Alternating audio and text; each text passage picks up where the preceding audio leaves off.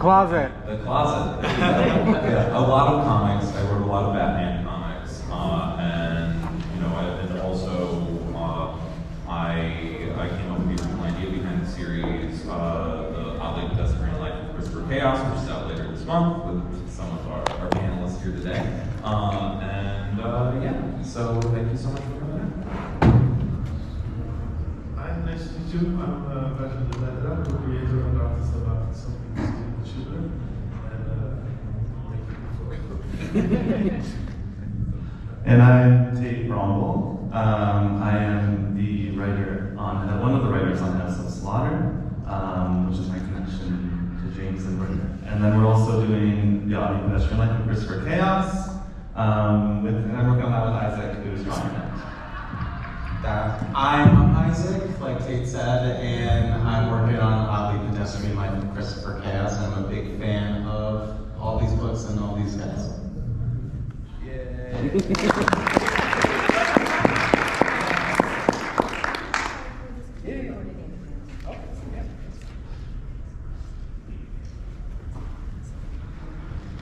So, two questions for you, James, if I can. Okay. I'm a huge fan of James Tate, and I noticed that you had him do a lot of the covers with the George First storyline. Yeah. Was that something that you handpicked? Did you like his detail, or was it just kind of something that they paired you with? Absolutely. I mean, I'm a huge fan of James Stokoe, and I like going all the way back to Orkstein, which is how I became familiar with his work, and getting him, like, it was one of those things where first trying to get, like, there was a period at DC where you really couldn't get any artists outside the box to, you know, work on any of the projects, and then you know, a certain publisher was no longer with the company, and then you could start pushing some limits, and I very immediately did, and that's why my Batman Black and White story was with Trad Moore.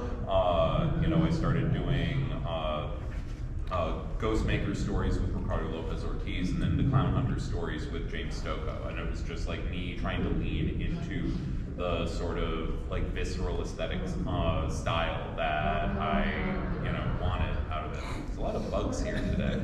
You guys noticed a lot of the rest of the weekend, I noticed no bugs in the building. They're like within the last hour, it's just like there are bugs. So watch out for the bugs. That's part of my answer, I guess. That's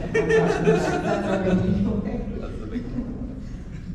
With your extensive writing catalog, are there ways that you prepare to go into each separate character? I know some writers will like blog as their characters, others do tarot readings as their characters. Is there a process that you do to get into the heads of every character that you put out there? I mean, I think a lot of the characters come from myself. I put a lot of my personal life into the books, which is, you know, why there's a little chubby, you know, like character with glasses and black hair in all of my stories. Sometimes the character is named James. Sometimes it isn't, but it's always a name that has a common nickname, but the character does not use the nickname, because I've always gone by James. I've never gone by a nickname. But yeah, Walter from Nice House. There are a lot of them. If they have glasses, they're probably just me writing me. But you know, and then there are other figures in the books that are like I take pieces from my life, and you know, in like humans that I know in the real world, and I just sort of, I don't know, I use I try to use, you know, every part of the buffalo, and I am the buffalo. My life is the buffalo. So yeah, but I mean, I've like those sorts of early on. I played around with a few of the like, you know, I see them more as writing exercises to sort of get to know a character. But honestly, I like to meet the character. I like to find the character through the dialogue, and in scripting them out, I sort of figure out their voice and what excites me about their voice, and then I lean in. And I don't like knowing everything about a character when I start writing them. I want to know more about them as I write.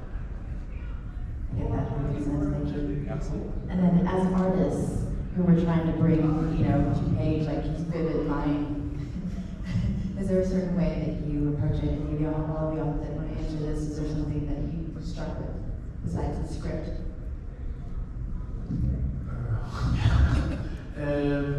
No, James' scripts are really cool because. No, really cool. I do all the work. Okay, Yeah. I'm saying. No, absolutely. The script is really cool because he's tied as everything you need. Not too much work, where you can lose yourself. So, and the best part is that there are all that line of dialogue that are so useful when you to put down the scene, because they give a lot of mood to the character, and I really like to give mood at the characters when I draw. It's my favorite part, to make them acting in some way. So it's really cool. And how it started like this, reading the script, and then I put down a layout really rough and fast. That is the skull, the page. Yeah. And then after that, I started to draw it when we have taken together at the layout to see if there is something to change or everything is cool. And I started to draw it, and then keeping in mind always the script, always the dialogue and the stuff that it's the most important part of my job. You know, when I do sketches, for example, I have a problem because I try to make every time something different for the people who ask. And at some point I run out of ideas totally. So I don't know what to do. He was saying the other day that it's just like he has a commission list that's like 90% Erica Slaughters, and it's like what's I was saying you'd have to have her jumping off a motorcycle. Or Yeah. So I would really love to have James me telling me a story about Erica. So I would like, in that way I would do it really fast and with no problem. So for me, in terms of like designing characters, creating new characters after I get the script, with every other project that I've had, I've handled a lot of designs, and so the main things that I'm thinking of, and this is a good tip for anyone who's also trying to work in comics. I put a lot of thought into the silhouettes of the characters. So I want everyone, if you put the characters into silhouette, you know who they are. So I'm thinking about different body types and different like clothing, but the big difference between those projects and the Oddly Pedestrian Life of Christopher Chaos is all the design work was done for me. When I signed on, everything had been worked out with Tate and Nick Robles, who's like one of the great artists in the industry working right now. He's incredible. He's like a complete visionary, and he did all of that. So there are these really solid, wonderful designs and character shapes that are in Christopher Chaos, and with these really bold color choices that I'm not sure that I would have done personally, because my brain doesn't work the same way that his does. So now in the book, when you see issue 1 coming out later this month, there's like this weird remix happening between my perspective and Nick's perspective. So it's like this weird synergy, and I love this work so much. I'm looking at it every day. And there are a couple of characters that I have done, like a few tertiary characters in Christopher Chaos. So when I see one of them pop up in the script, it's mostly Tate and I going back and forth. I'll send stuff and Tate will be like, I hate this, you gotta do it, it's making me so mad. And then we send it to James, and James will sign off. But we have, for example, there's a character coming up in issue 2, she's like the detective, and so she has this big trench coat. So the idea is that she's like trying to fill the shoes of her, well, I don't want to spoil it, but she's trying to like prove herself. So we're showing that visually, but she looks funny. She looks like a traffic cone. She's got this crazy hair, and she's just running around talking like Frank Miller speak, you know? So keep an eye out for that. So those are the design choices that we're bringing into the Christopher Chaos universe. I know this was an art question, but I did not do that. But talking about just working with James and off of like his writing, how you write scripts, how you approach a story, I think we like really quickly fit together well in a way. I think we both bring a lot of emotionality to our characters and just the psychology. And I've read like a bunch of James's scripts just because when I was going into House of Slaughter, I had to like read a bunch of Something Smelling Children that hadn't been drawn yet. But just to fill out the world and know what was happening. So I'm always learning. I was brought into the industry under Jeff Lemire, and I learned from his scripts, and then I now learn from James's scripts, and I'm just always, it's like, I think we... What's the biggest difference between a Jeff Lemire script and a James script? Oh, Jeff's scripts are literally... Jeff's scripts are literally like, a man crosses the road. That is able to, and then like he leaves so much space for an artist to fill in, which I also, you two do that similarly. Like so much, just leaving it like what is necessary and letting the artist bring everything else, and like just leaving leaving it super open, which is what I've really learned from them both. But yeah. Sorry, I interrupted. No, that's it. Thank you for that. I was going to ask if there was any sort of difference between the Jeff and the James, because I feel like maybe contemporary as far as like you're known for putting out a lot that's very smart, but then same as Jeff, just gates forward doing that. So I love the correlation between all this. Yeah, if you have questions, we have a microphone right here. Y'all can just start lining up. That way, get some questions. I don't know what it's on. I wanted to ask everyone, is there a certain book or a comic or a creator that you run into their work and then you're like, damn, I want to do comics, like this is what I want to do? Like, was there a point at that where you kind of just jumped into it? That's a great question. We should go down the line. Yeah, I feel like I've been talking the most. For me, the first comic that I got into was Ultimate Spider-Man. I think a lot of us at our age, where we all got in with that book, that was a very big, important moment in comics.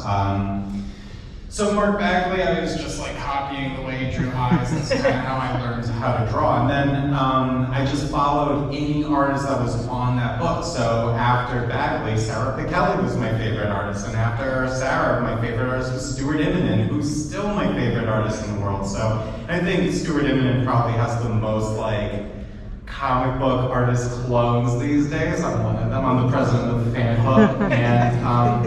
And yeah, he's like a really, really big inspiration. Adam Hughes, I really love these artists that put like this big emphasis on just like character acting and expressions. And I own a page from Mark Bagley where it's just Peter Parker in school, like getting bullied by Flash Thompson, but it's those emotional beats, those are the moments that I remember. And when I was really young, those were harder to find. I feel like in the early 2000s, that's when the shift to kind of a more, like these stronger emotional moments happened. And that was a huge influence on me. That's what I try to bring to my work a lot these days.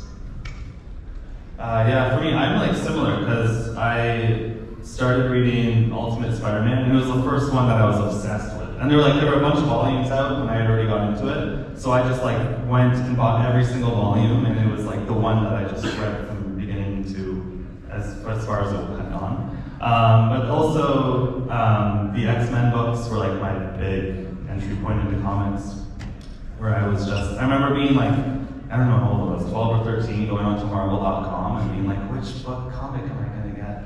And then I saw like, it was like the new X-Men, when it was like the Teenage Kids, it was that series. And I was like, oh, like they're my age, like I'm gonna get this one. And then I went to the comic shop for the first time and I was so nervous. I was like, I want this one.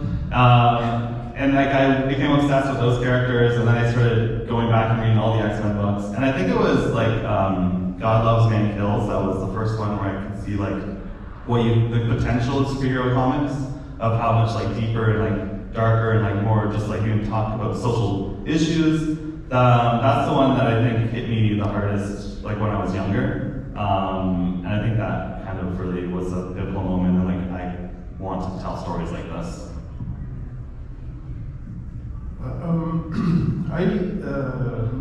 I read comics as I was like 8, 9 years old. So I've got a lot of moments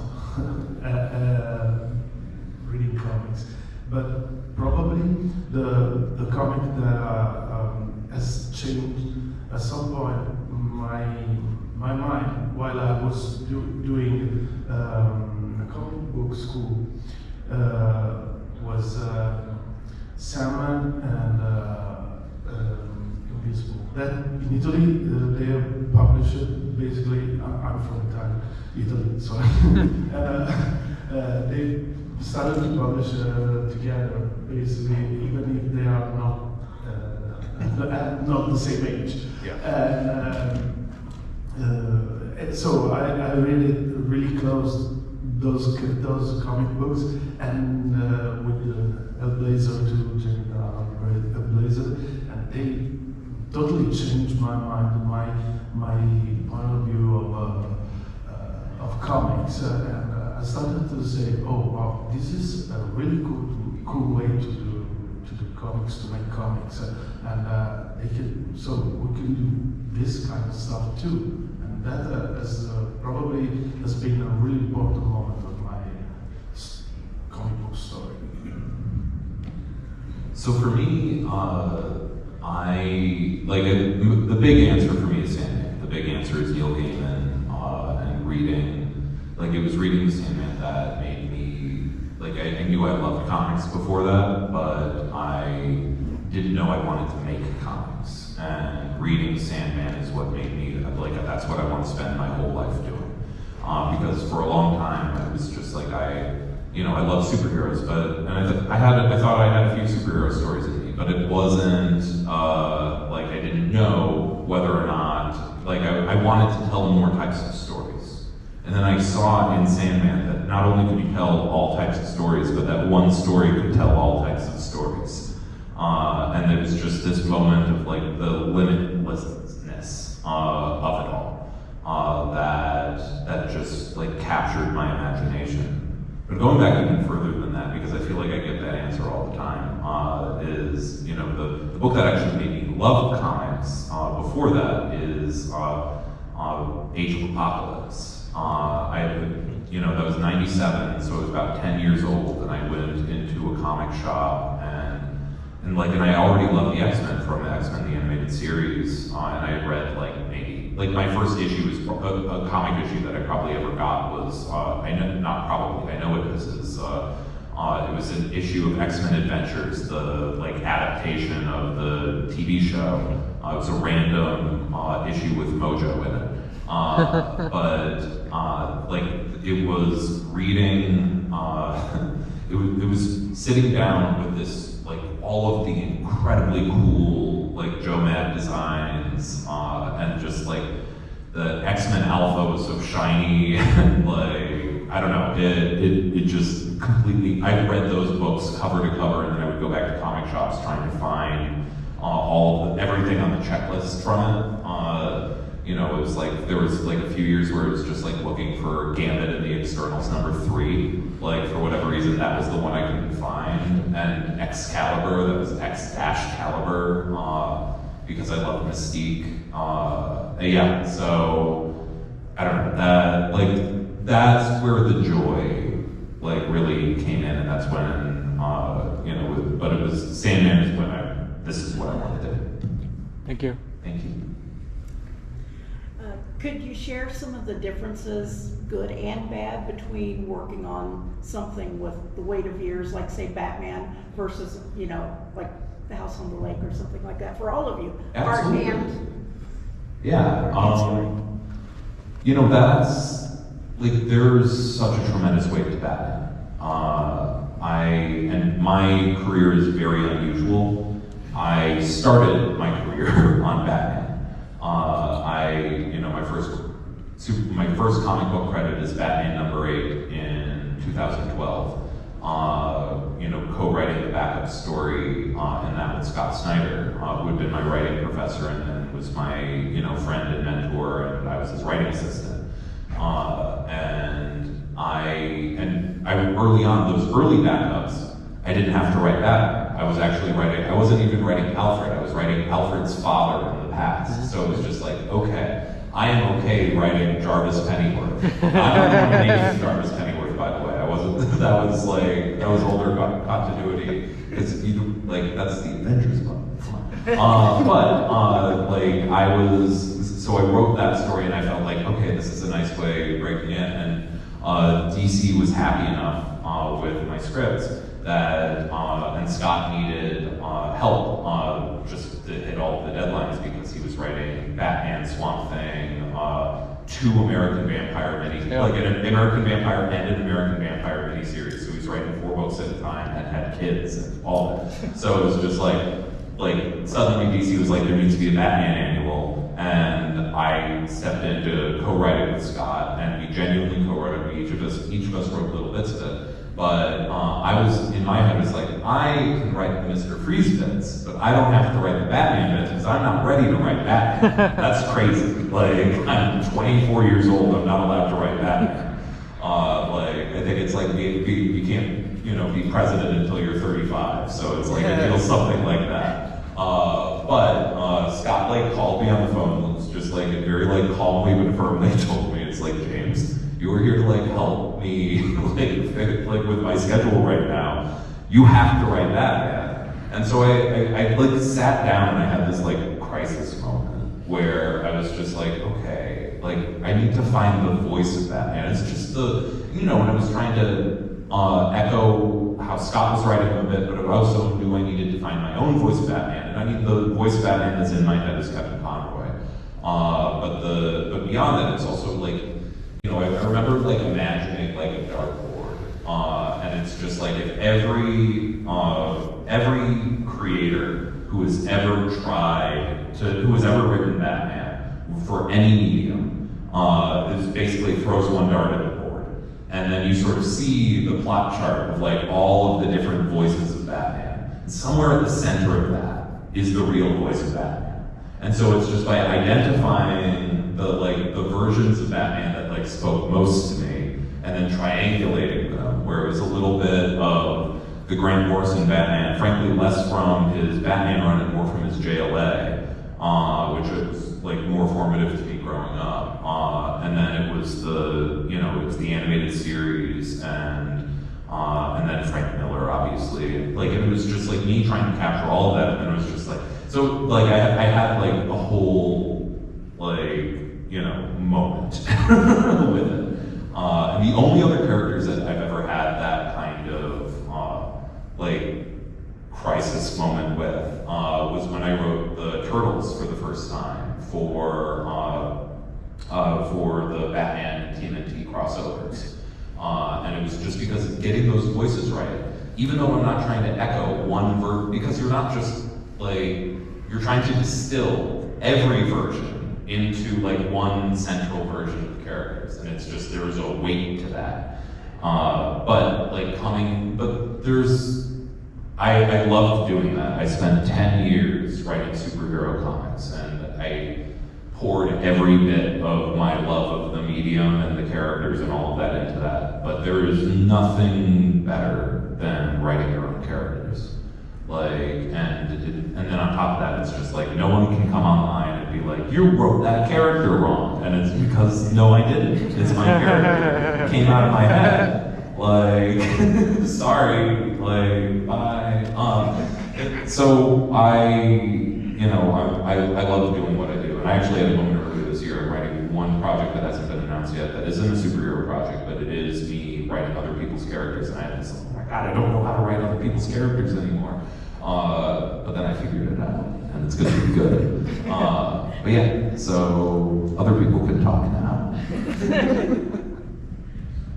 I think that, as Jay said, the most important difference is the kind of judgment you are in, you know, because when you work on a character that you from the big publisher and stuff, you have to you are under the judgment of the readers in many ways.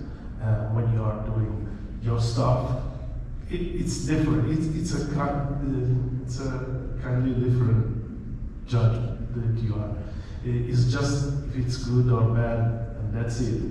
But with characters, a lot of emotions are involved. So people are used to read Spider-Man when they were kids, and so they want that kind of Spider-Man because it reminds them their youth, and that's it. So for me, when the biggest difference is when no, it's not a big difference.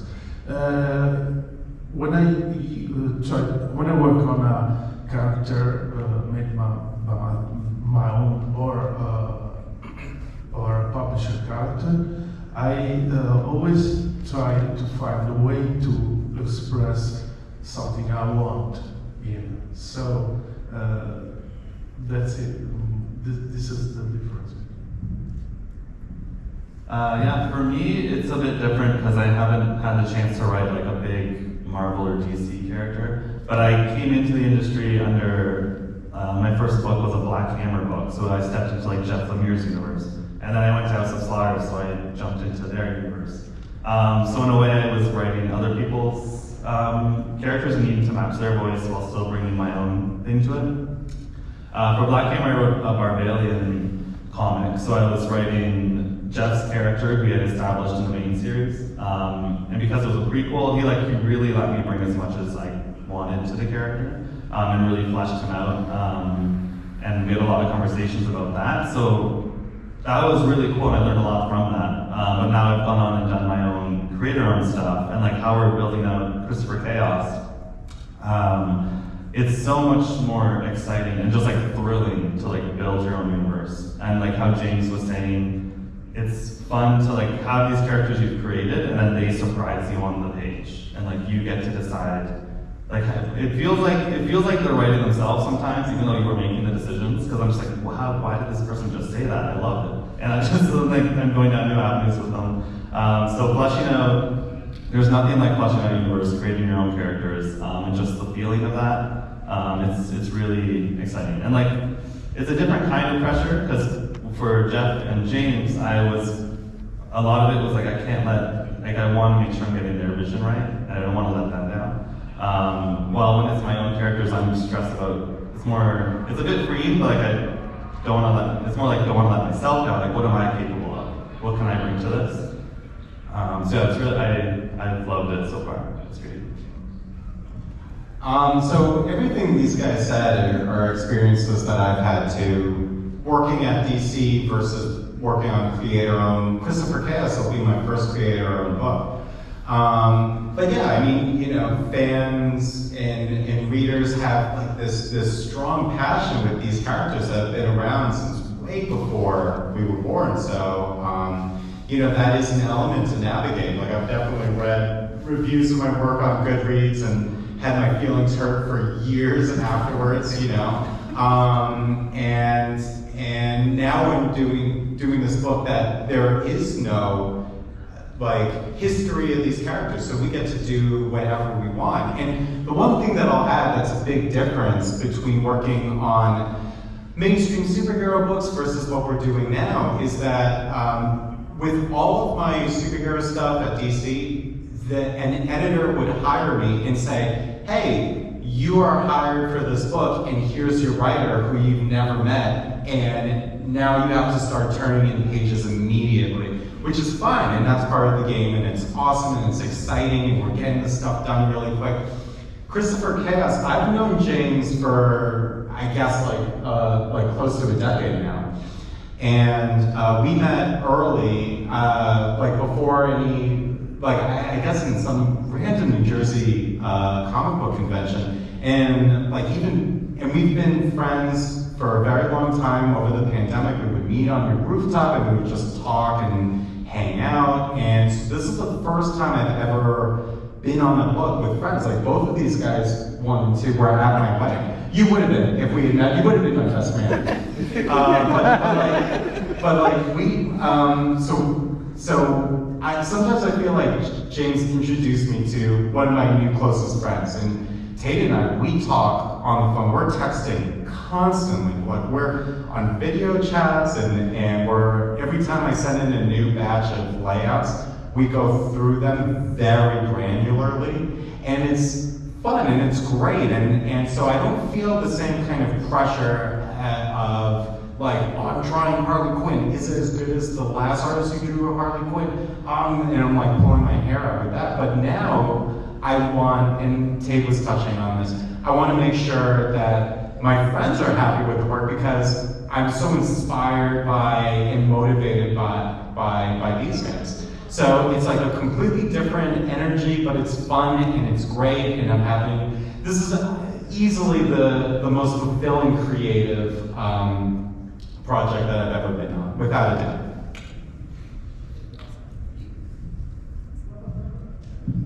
We have time for a couple more questions. Does anyone else have?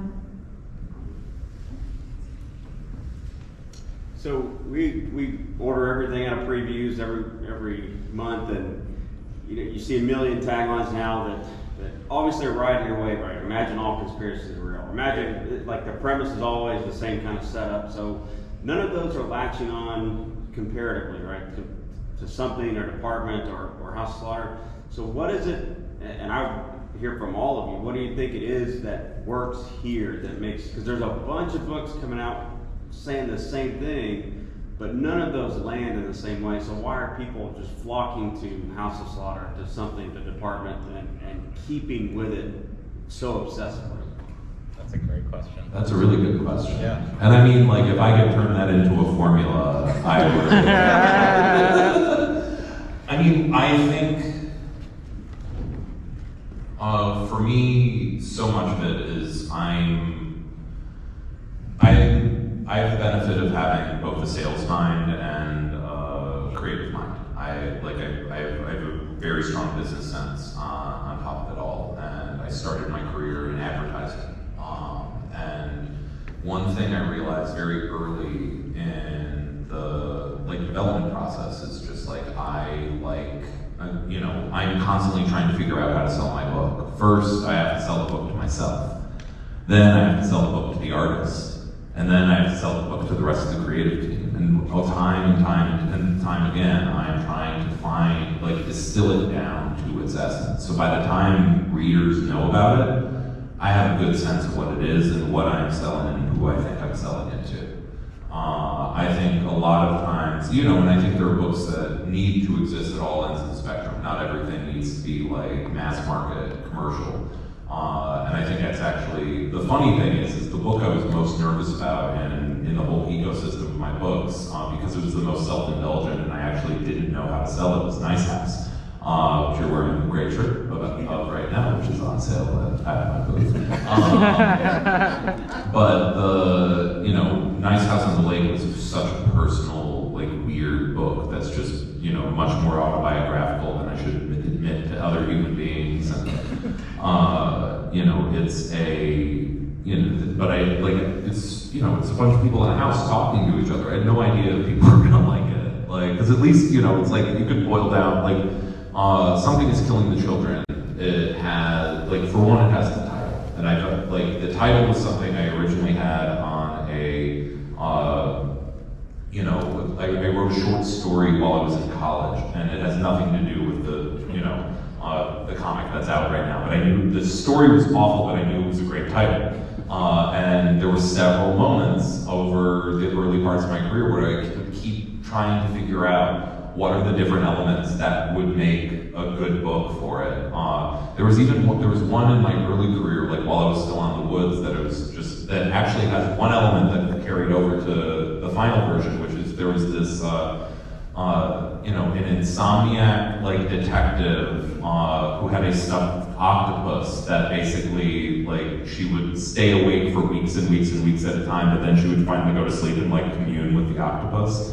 Like in her dreams, and so it's just like weirdly that carried over, but almost nothing else did. Then once we got up and running this time, it was it was seeing Werther's design, and it was just like, and the mask changed everything, like just changed absolutely everything. And so what we have is like we have a core iconic character, and we have a very exciting title. And those two, that image and that title, sell the book. Like, you don't even have to explain that this is a world where monsters exist and that kids, like, you don't have to get to that point. You see the character, you hear the title, it's like, oh, what's this? It's great. I think that the carrying the lessons forward from Something is Killing the Children is something that I've really tried to do. Something that I've talked about a lot in my newsletter is, I think that there was an entire generation of creator-owned books that basically tried to be like Transmetropolitans without creating a Spider Jerusalem. You need a central iconic figure that, like, you strip away the title and everything, you still know what the book is, just from looking at it on the shelf. And I am single-minded in that pursuit. And in each of my titles, like if you see an image of Walter from Nice House, if you see the fictional woman or the Star-Faced Man from Department of Truth, if you see Erica Slaughter or any member of the House of Slaughter or the Order of St. George in their masks, you know what the book is, and and they're all sort of in conversation with each other, but they're all unique and in and of themselves. Like you can sort of tell when you see an image of Fear from World Tree, like this is much more of a horror thriller, like with a cyberpunk edge to it. That exists in the design, and that's something that it happened not accidentally, but it happened just through the natural course of Something is Killing the Children.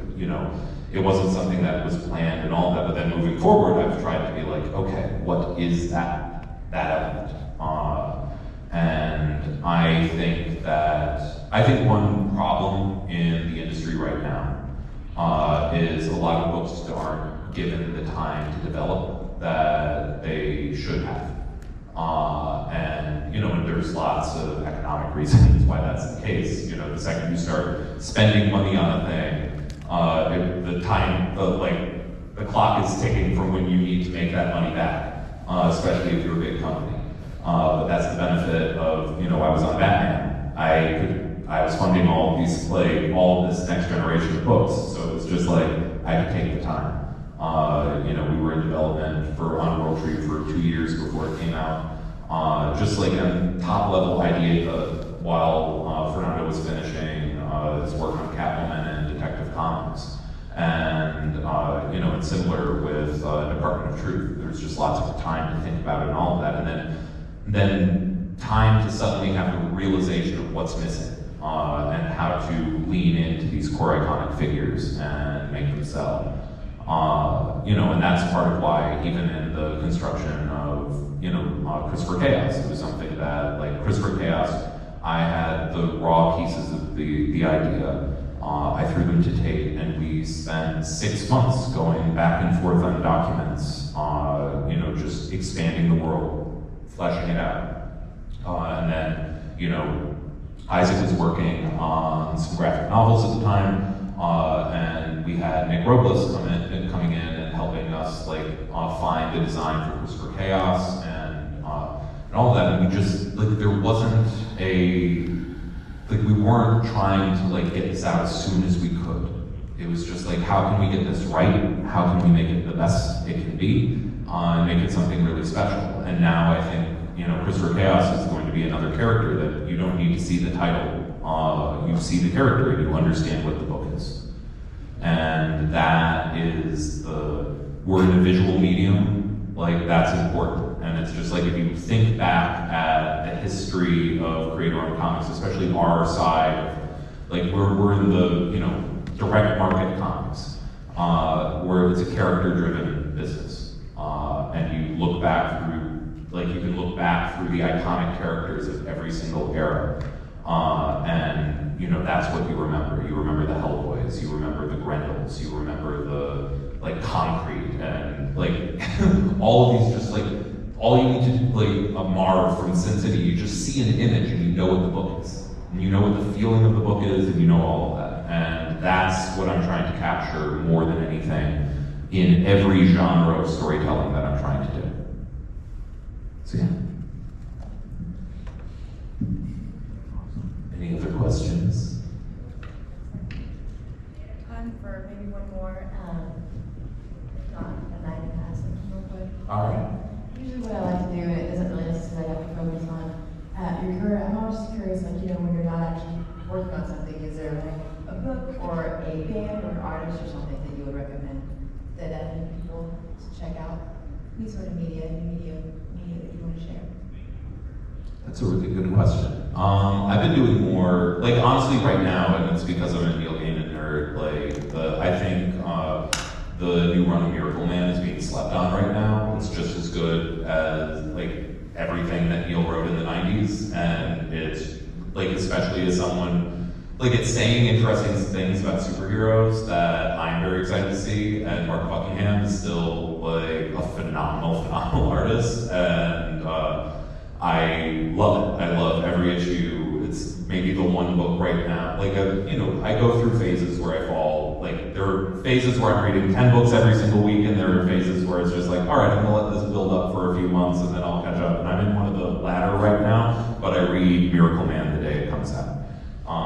And yeah, I think it's really good. Otherwise, I've just been boxing. And boxing is also really good because you get to hit things really hard, and it's satisfying.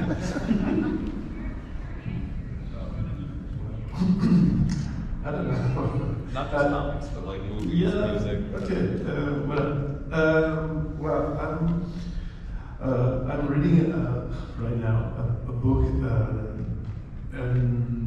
a Western book. I'm a really fan of Western stuff, and I found out this writer that probably you know, McMurtry, is really big, Lonesome Dove writer, and I recommend it if you are interested, because you know, you can find a lot of stuff in it. It's not just it's quite Cormac McCarthy stuff, you know.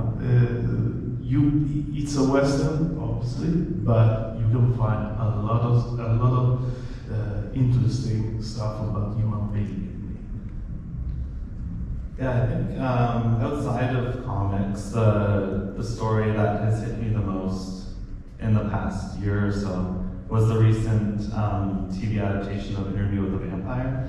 Yeah. It just like blew my mind. It was like, this is, I don't know, I felt like, I don't know, I was so giddy. And every week, it was like the one thing I was looking forward to the most. So I can't wait for season 2. But yeah, that one, it was just like, it's so, the horror, the romance, the characters, the acting and the writing, I'm just like, this is what I am shooting for, just this caliber. Yeah, so that was that. If you haven't seen it, I highly recommend it. It was amazing. Yeah, it's so funny getting questions like, what do you do on your time off? Because I feel like all I do is work. I feel like that's a lot of comic book people's lives, is just you wake up and you start drawing and then you're exhausted, so you collapse. But the only, when I'm not like working, which I'm doing 7 days a week these days, I watch a lot of Drag Race, which is also like the main thing that Tate and I kind of connected on in the early days when we first started becoming friends. So like our work calls are 80% talking about drag and then 20% of like, zoom in on this establishing shot. I'm like, all right, great, got it. But so like our work calls end up just like devolving into, what do you think's gonna happen? So that's been a big influence on us, just like secondarily. And other than that, I see every Marvel movie the day it comes out. Spider-Verse was incredible. I mean, I think that movie's going to change the world. And Guardians of the Galaxy 3 was really great, and that's it. Awesome. You guys give one more round of applause.